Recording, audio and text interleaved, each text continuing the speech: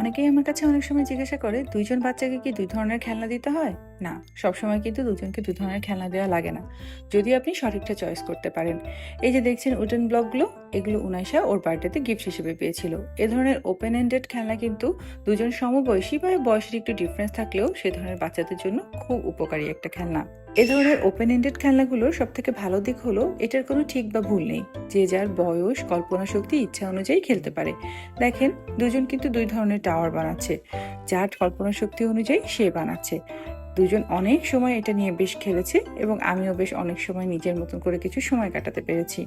এ ধরনের খেলনা যেমন হ্যান্ড আই কোঅর্ডিনেশনে হেল্প করে, ঠিক তেমনি ক্রিয়েটিভিটি এবং শেয়ারিং ব্যাপারটাও কিন্তু শেখায়। আমার জন্য এ ধরনের খেলনা চয়েস খুবই গুরুত্বপূর্ণ একটা বিষয়, কারণ আমি চাই আমার ২ বাচ্চা একই সাথে একই সময়ে ব্যস্ত থাকুক। যাদের ২ টা বাচ্চা আছে তারা খুব ভালোভাবেই জানেন একটা মায়ের জন্য এটা কতটা ডিফিকাল্ট দুজনকে একসাথে ব্যস্ত রাখা।